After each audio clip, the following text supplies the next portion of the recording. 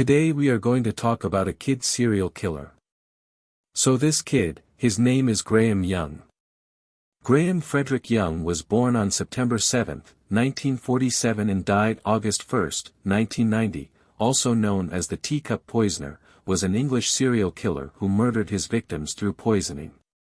Graham Young was born on Sunday, September 7, 1947 to Frederick and Bessie Young in Neasden, Middlesex. He had an older sister, Winifred. After his mother died of tuberculosis when he was 14 weeks old, Young was sent to live with an uncle and aunt while his sister went to live with their grandparents. Several years later, Young's father remarried and the family were reunited.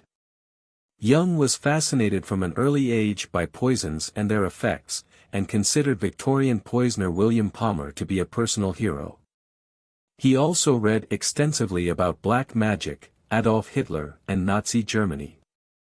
In 1959, Young attended John Kelly Boys' School. He started to read books on advanced toxicology.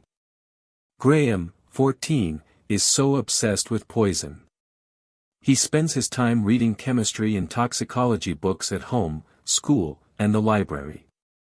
One day, he feels that reading isn't enough. He wants to experiment. So he went to a local store nearby. He persuades the local chemist that he's 17 and needs chemicals for school practical, gaining access to antimony, digitalis, arsenic, and thallium. With all these chemicals in his possession, Graham begins poisoning people. He sprinkles lead acetate on a classmate's cookies, causing the kid to vomit. At home, he adds poisons to his family's meals, leading to strange illnesses like stomach pain and diarrhea.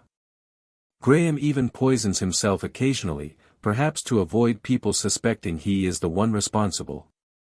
Graham's sister mostly avoids poisoning by eating at her boyfriend's house, but one day he slips belladonna into her tea, making her very ill. They rush her to the hospital, where doctors confirm she was poisoned.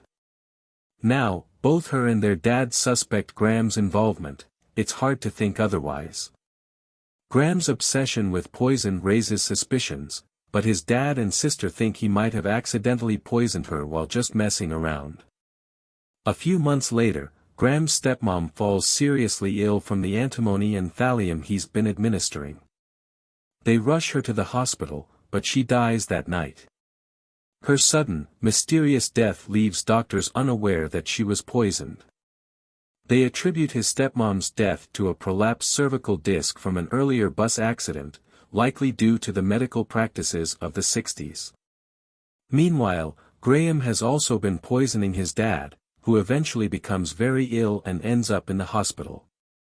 By this point, suspicion is growing, especially from Graham's science teacher, who decides to search Graham's school desk. One day, Graham's science teacher discovers bottles of poison and notes about famous poisoners in his desk.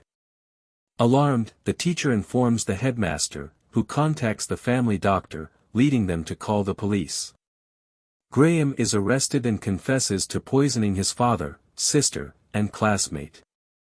At just 14, he is admitted to Broadmoor, one of the youngest patients ever.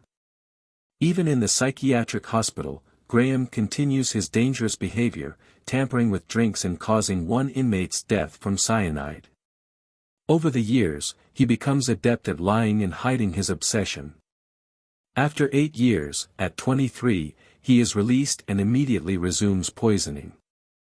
Graham moves into a hostel and continues poisoning others, then gets a job at a photography supply business where he spikes his co-workers' drinks, making them ill. He poisons his manager, who becomes gravely sick and dies, followed by another co-worker who also dies after being hospitalized.